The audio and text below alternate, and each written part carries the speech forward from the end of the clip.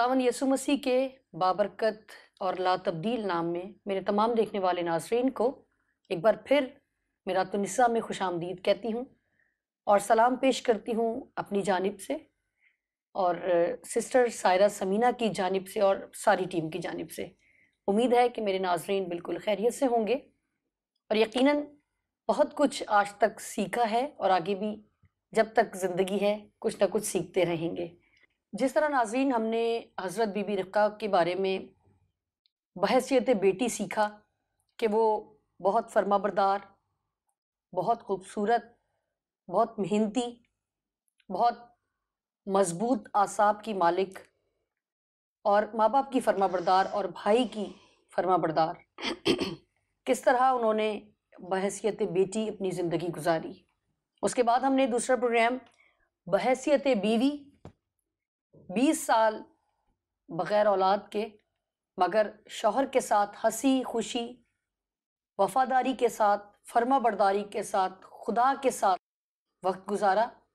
आज हम जिस टॉपिक पर बात करेंगे यकीनन आप लोग बहुत सारे सवालात आपके जहनों में आएंगे, बहुत सारी उलझनें भी हो सकती हैं क्योंकि ज़रूरी नहीं है कि हम बेटी भी परफेक्ट हों, बीवी भी परफेक्ट हो और माँ भी परफेक्ट हो।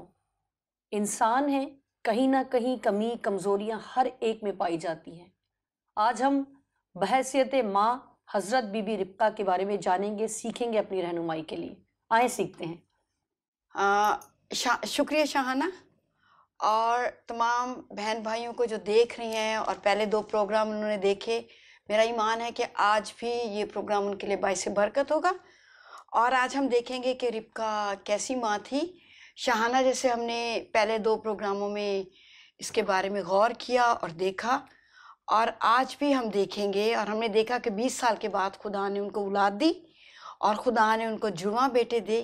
एक का नाम ईसऊ और एक का नाम याकूब था। और हम अगर देखते हैं कलाम मुकद्दस में से, आप भी मेरे साथ देखिए और जो बहन भाई देख रहे हैं वो भी मेरे साथ देखिए। 25वां बाब, पैदाइश 25वां बाब, और उसकी हम देखेंगे इसकी 26वीं आयत। जब वो रिब्का से पैदा हुए तो इसहाक 60 बरस का था और वो लड़के बढ़े और ईसऊ शिकार में माहिर हो गया और जंगल में रहने लगा। और याकूब सादा मिजाज डेरों में रहने वाला आदमी था। और इसहाक ईसऊ को प्यार करता था क्योंकि वो उसके शिकार का गोश्त खाता था, और रिब्का याकूब को प्यार करती थी। हम देखते हैं कि इस खानदान में 2 बच्चे हैं और माँ बाप हैं। 4 लोग इस खानदान में रहते हैं। और जो आयात मैंने आपके सामने पढ़ी, उन आयात से जाहिर होता है कि माँ बाप ने अपनी अपनी पसंद, बाप को बड़ा बेटा पसंद है। क्यों बड़ा बेटा पसंद है? क्योंकि वो शिकारी है और बाप के लिए शिकार मार कर लाता है। और खाने पीने के का मुझे लगता है कि इसहाक शौकीन है और वो शिकार मार के लाता है, अच्छा अच्छा खाना भून कर अपने बाप को खिलाता है। बाप का दिल खुश होता है और इस खुशी की वजह से वो उससे प्यार करता है। और फिर हम दूसरी तरफ देखते हैं याकूब को प्यार करती है रिब्का, क्योंकि वो घर में रहता है, माँ के साथ बहुत सारे कामों में यकीनन मदद करता होगा और माँ का लाडला था। तो हम देखते हैं कि एक माँ की पसंद है और एक बाप का पसंद है। जबकि होना ये चाहिए कि औलाद चाहे 3 हो, 4 हो, 5 हो, 7 हो, सारे बच्चे बराबर हैं। बिल्कुल ऐसे ही। और माँ बाप को अपने सब बच्चों से एक सी मोहब्बत करनी चाहिए, क्योंकि हमारा आसमानी बाप है।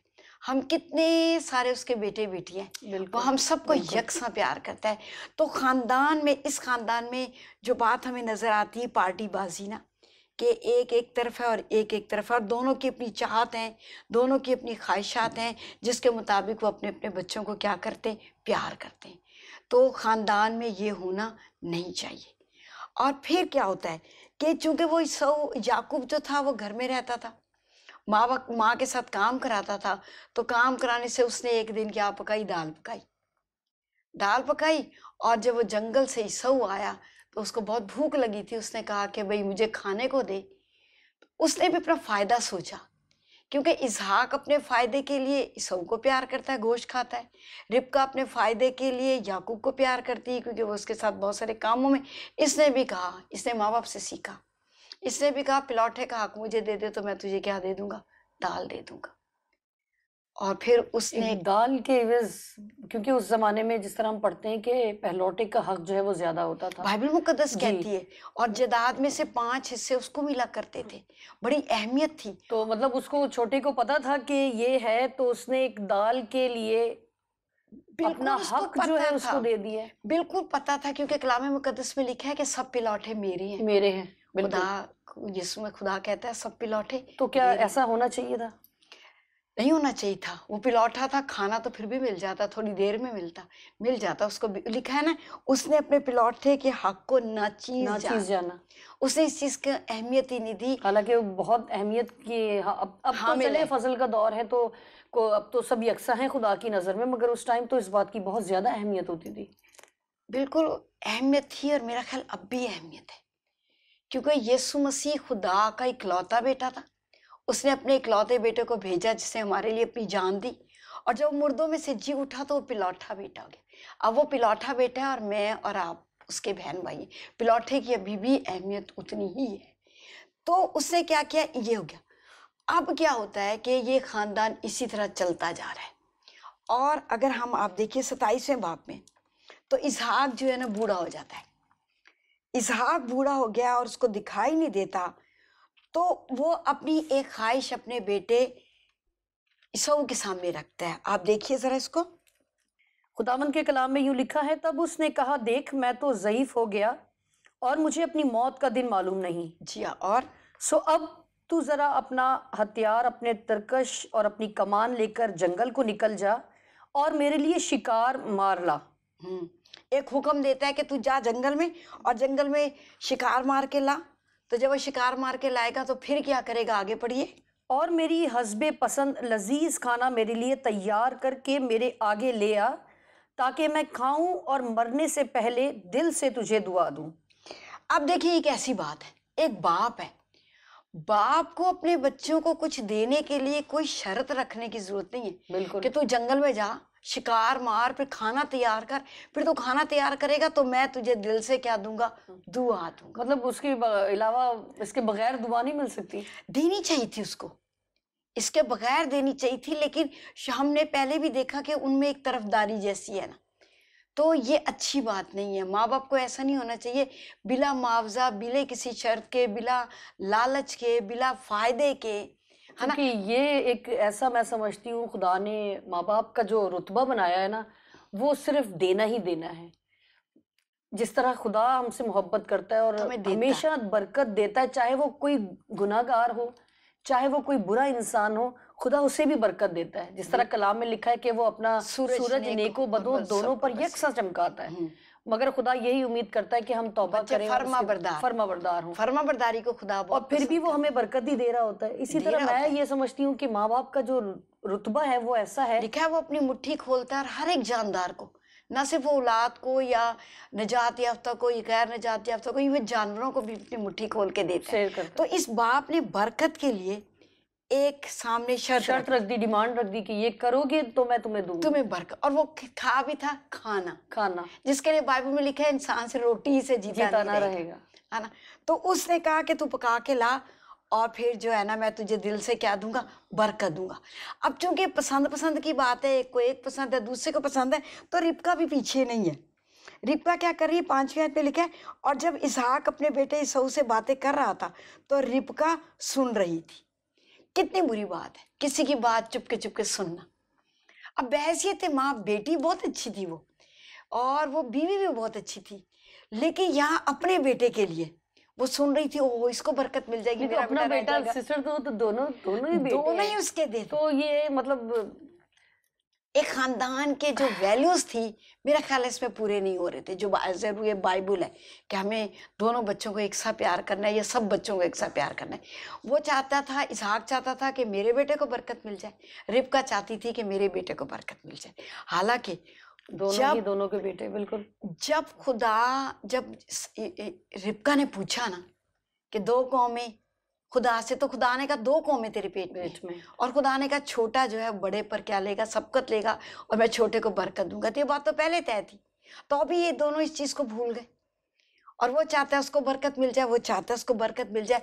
तो हम एक देखते हैं कि उसमें एक ये नेगेटिव पॉइंट था कि वो दोनों बाप बेटों की चुपके से क्या सुन रही थी, बातें सुन रही थी, जो एक अच्छी बात नहीं है।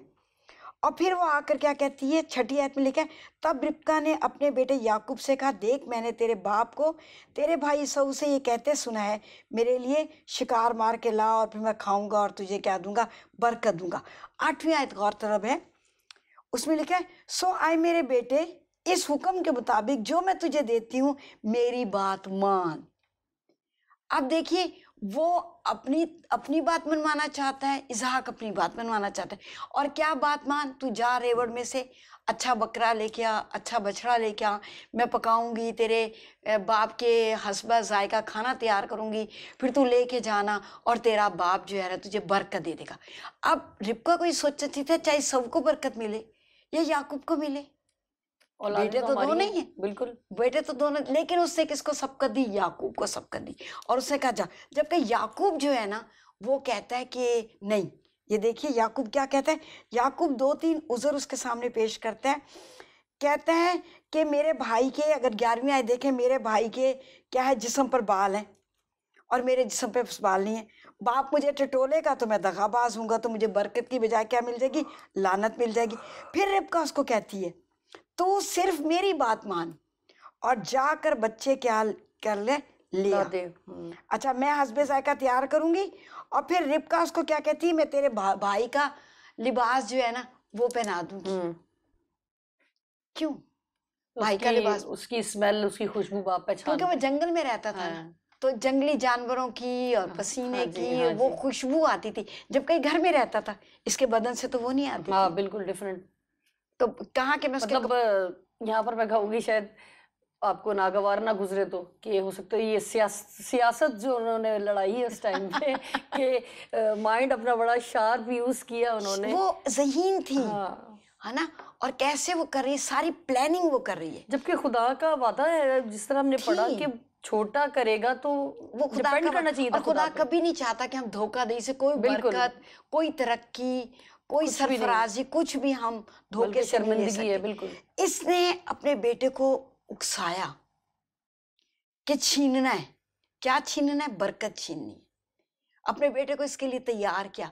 फिर उसे क्या क्या, बकरी के बच्चे को ज़िबा कर, उसके बाल भी उस पर क्या कर दिए, लपेट दिए उसके हाथों पर, और क्या कर दिया, उसको लिबास भी पहना दिया, ताकि उसका पूरा उसने गेटअप कैसे कर दिया, अपने बड़े बेटे बड़े बेटे जैसा, जैसे ताकि क्या मिल जाए, बरकत मिल जाए।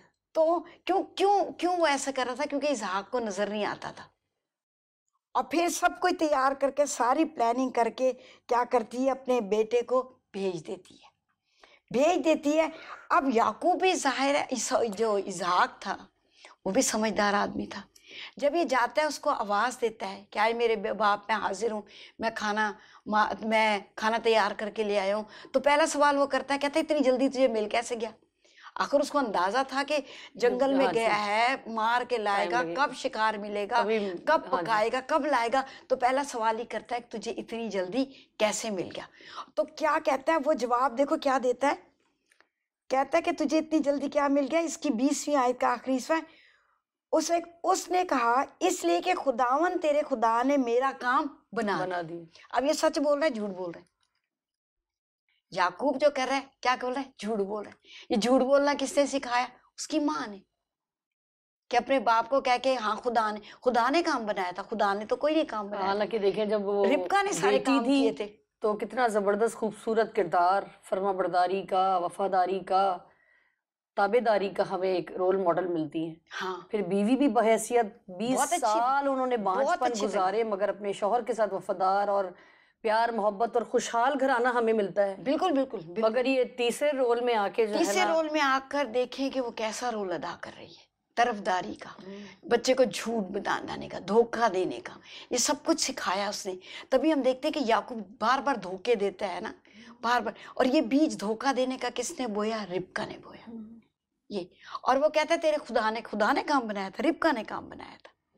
और वो उसको कहता है अच्छा, जब वो कहता है कि अच्छा चलो खुदा ने काम बना लिया होगा, सोचता है, फिर उसको कहता है मेरे नजदीक आ, ताकि मैं उसको क्या करूं, टटोलूं। टटोलू तो वो टटोल के देखता है कि क्योंकि वो शायद हाँ, आवाज से थोड़ा सा वो डाउट फील हाँ, कर रहे क्योंकि थे ना। बीच में वो कहते हैं ना हाँ कि आवाज तो किसकी है, याकूब की है, पर बदन किसका है, हाँ, ईसाऊ ईसाऊ का का है। है। वो पूरी तसल्ली करने के बाद, पूरी तसल्ली करने के बाद वो उसको क्या कहता है, फिर बरकत देता है।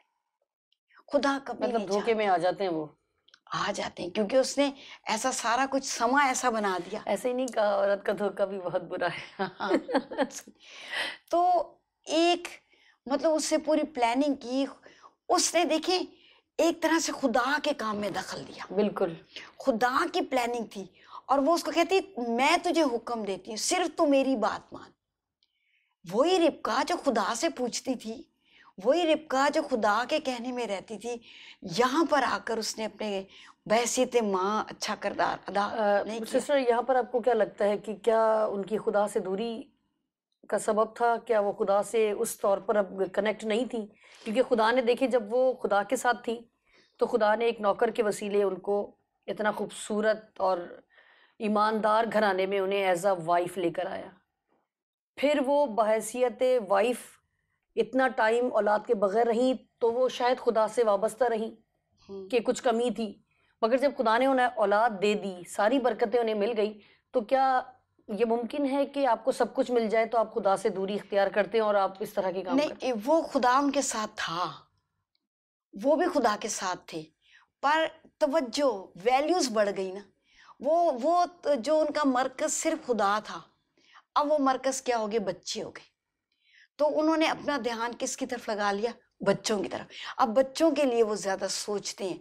तो खुदा इसीलिए कहता है कि अव्वल दर्जा खुदा का ना, हर बात में खुदा से मशवरा लें, खुदा से पूछें, खुदा से बात करें, तो खुदा हमें रहनुमाई देता जाता है।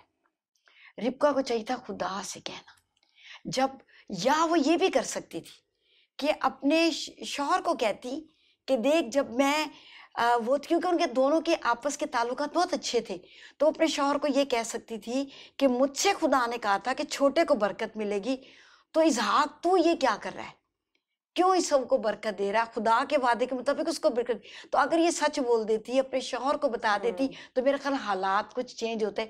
और इसहाक खुदा से प्यार करने वाला था, खुदा का चुना मगर हुआ वही बंदा। बात आ जाएगी ना सिस्टर, कि जैसे अभी हमने कलाम से सुना है, पढ़ा भी है हमने, कि वो उनको पसंद करती थी, कि वो घरेलू तरफदारी। खातून थी तो वो उनकी हेल्प करता था, और वो अब बुजुर्ग हो गए थे, इसलिए वो अपनी लज्जत और अपनी वो जो नफसानी ख्वाहिश है, आपकी भूख प्यास और जो आपकी पसंदीदा चीज़ हैं, उनको वो दूसरे बेटे से मिलता था। तो वही पार्टीबाजी वाली बात, जैसे कि वो उनके मतलब का काम करता था, वो वो उनके उनके मतलब का, मतलब का इसलिए काम इस तरह करता है। से। तो तो शायद इसलिए उन्होंने डिस्कस ना किया उनसे। ये मुझे नहीं पता कि क्यों नहीं, लेकिन करती तो अच्छा होता है ना, ये हम सोच सकते हैं, क्योंकि वाज़ा तौर पे तो कुछ नहीं लिखा हुआ। तो किस तरीके से इसने ये काम किया, इसने उसको भी नहीं बताया, बता देती तो अच्छा था। बहरहाल फिर क्या हुआ कि उसको बरकत मिल गई, बाप ने उसको दिल से दुआ देती। और फिर ईसाऊ बहुत देर बाद आता है और उसको पता चलता है कि भाई ने तो बरकत ले ली। अब इसका नतीजा क्या निकला, इसका नतीजा क्या निकला कि इसकी अगर 38 आयत देखें, लिखा है कि वो, लिखा है तब ईसाऊ ने अपने बाप से कहा, क्या तेरे पास एक ही बरकत थी? आए बाप मुझे भी बरकत दे, आए मेरे बाप मुझे भी बरकत दे। ईसाऊ चिल्ला चिल्ला कर रोया। या ईसाऊ की हमें बड़ी अच्छी बात मिलती है कि ईसाऊ के अंदर एक बरकत पाने की तड़प थी, और वो चिल्ला चिल्ला कर अपने बाप को कहता है मुझे भी बरकत दे, मुझे भी बरकत दे। जबकि उसका बाप कहता है कि नहीं, वही वारिस होगा, वही वारिस होगा, उसको ही बरकत मिली और वही हालांकि बरकत। मिलना तो वैसे भी था उनको, क्योंकि वो खुदा ने लेकिन कह दिया मिलना था। तो था, हाँ। लेकिन गलत तरीके से ली गई ना, खुदा कभी गलत तरीके से नहीं। इसके बाद क्या नतीजा निकला कि दोनों भाइयों में क्या हो गई, दुश्मनी हो दुश्मनी गई। हो गई, हाँ जी। और ये कलाम में मुकद्दस में लिखा हुआ है कि इसकी 41 आयत में, ईसाऊ ने याकूब से उस बरकत के सबब से जो उसके बाप ने उसे दी थी कीना रखा। अब कीने का सबब कौन बनी, माँ। रिबका। रिबका ने ये हाँ बीज जी। इन दोनों बच्चों के अंदर बोया कि दोनों भाई एक दूसरे के क्या हो गए, दुश्मन हो गए। और फिर आगे चल के हम पढ़ते हैं कि वो अपने दिल में सोचता है मेरा बाप मरने वाला है, मेरा बाप मर जाएगा तो मैं अपने भाई को क्या कर दूंगा, मार दूंगा, मैं अपने भाई को मार दूंगा। और फिर ये आगे लिखा है फिर मैं अपने भाई याकूब को मार दूंगा। रिबका को उसके बड़े बेटे इसऊ की बातें बताई गईं। इसका मतलब है रिबका ने इसऊ के पीछे कुछ लोग लगाए हुए थे कि जो कुछ ये करता है, जो कुछ ये सोचता है, मुझे बताओ। उन्होंने आके बताया। अब देखो प्लानर भी बड़ी अच्छी हाँ, बड़ी अच्छी प्लानर थी। और देखो प्लानिंग भी किस कर रही है, अपने बेटों बच्चों के लिए। फिर क्या किया कि उसको बताया गया कि ये मार देगा। अब इसको फिक्र होगी। जब इसको फिक्र हुई कि अब ये मार देगा तो फिर आगे से एक और काम करती है। क्या करती है वो हम देखेंगे। अच्छा, इसकी 44 आयत में, और थोड़े दिन उसके साथ रह के, अच्छा ये नहीं बल्कि हम इसकी पढ़ेंगे 43। सो आए मेरे बेटे तू मेरी बात मान। देखो हर जगह अपने बेटे को कहती मेरी बात मान, मेरी बात मान, है ना। हम 3 दफा पढ़ते हैं वो कहती मेरी बात मान। एक है इसकी 8वीं आयत में जो वो कहती है आए मेरे बेटे मेरी बात मान और जा रेवड़ में से बकरी का बच्चा लेके आ। फिर 13वीं आयत में कहती सिर्फ तू मेरी बात मान। फिर यहाँ पर उसको 43 आयत में कहती है कि आए मेरे बेटे तू मेरी बात मान, हरान में अपने मामू लाबन के पास भाग जा, और जब तेरे भाई की खफगी दूर होगी तो मैं तुझे क्या कर लूँगी, बुला लूँगी। और फिर क्या कहता है, और फिर आगे से क्या कहती है, मैं तुम दोनों को एक ही दिन में खो दूँ। अब इसको फिक्र लगती है जब उसका भाई कहता है ना मैं उसको मार डालूंगा, तो कहता है मैं क्यों तुम दोनों को एक ही दिन में खो बैठूं। ये अपने बेटे के साथ पछताती भी होंगी फिर कि ऐसा ना करती तो ये नौबत ना आती होती। बिल्कुल बिल्कुल जरूर। ये वैसे एक प्लस पॉइंट नजर आता है कि अगर आप गलती आपसे हो जाती है या आप इस तरह की कोई प्लानिंग कर लेते हैं बगैर, क्योंकि जब हम प्लानिंग करते हैं ना तो हम उसके एंड के ऊपर ध्यान नहीं देते, और जब एंड हमारा नतीजा जो अगर बुरा नजर आना शुरू होता है फिर हमें पछतावे शुरू हो जाते हैं कि काश हम ये ना करते। हाँ, तो ये एक हमें पॉजिटिव पॉइंट मिलता है हाँ, कि अगर आप पछताएं और खुदा की तरफ वापस रुजू करें तो खुदा जो है ना वो तो माफ करने वाला बेशक बेशक। तो वो क्या कहती मैं तुम दोनों को क्या करूं, एक ही दिन में खो दूं। तो भी वो क्या करती है, अपने शौहर को पूरी बात नहीं बताती। क्या कहती है आकर इसकी आखिरी आयत में लिखा है, रिबका ने इसहाक से कहा मैं हत्ती लड़कियों के सबब से अपनी जिंदगी में तंग हूं।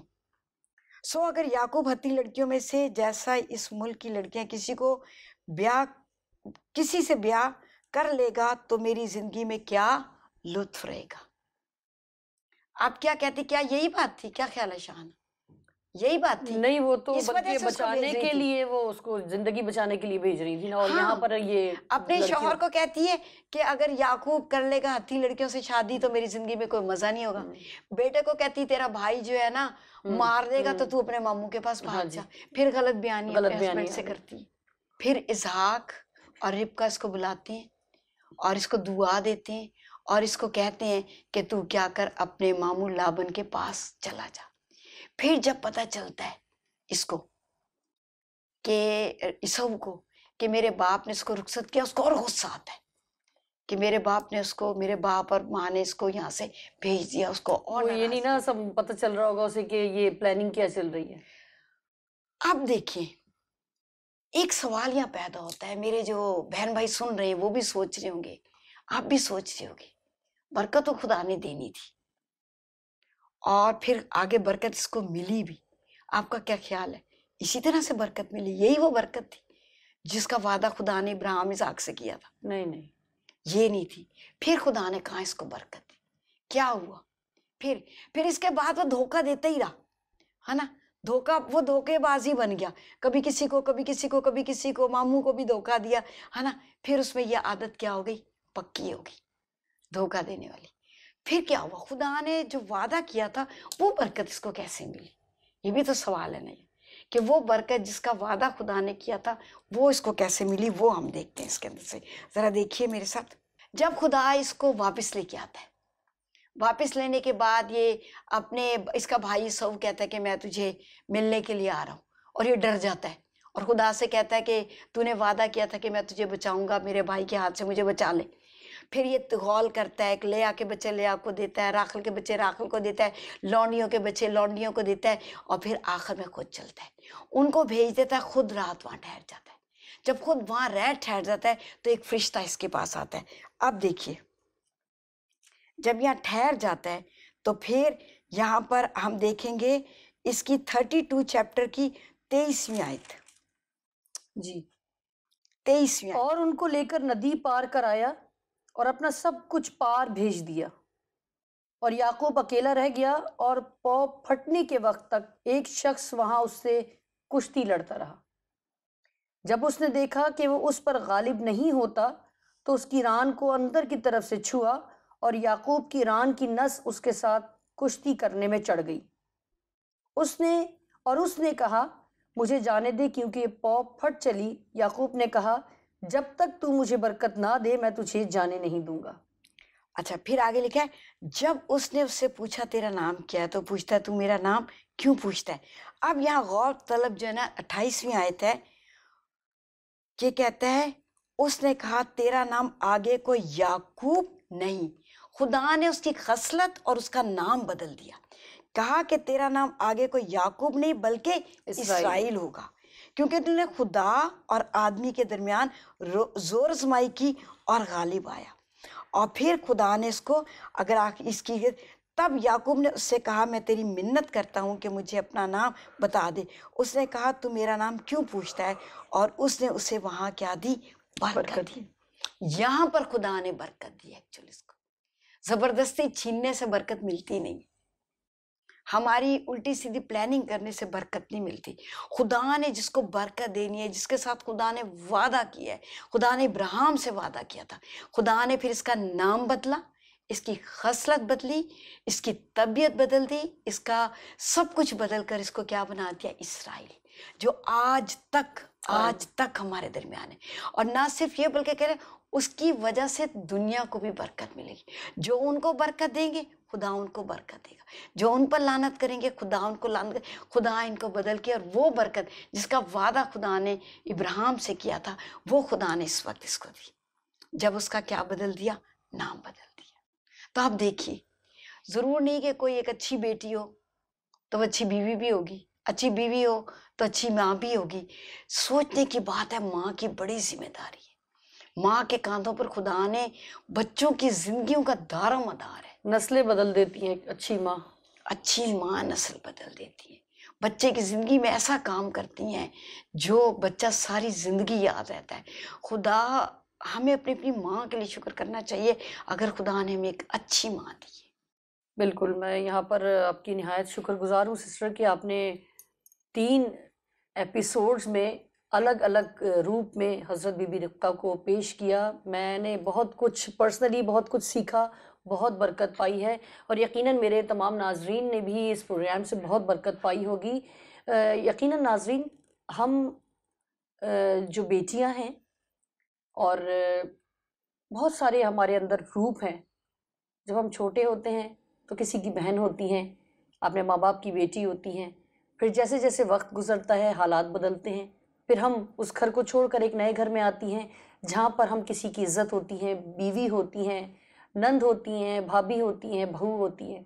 फिर खुदा उसको और बढ़ाता है, फिर हमें माँ के रुतबे पर फाइज करता है। ज़रूरी नहीं कि अगर हम अच्छी बेटी नहीं थी, अच्छी बीवी नहीं थी, तो हम अच्छी माँ भी नहीं बन सकती हैं।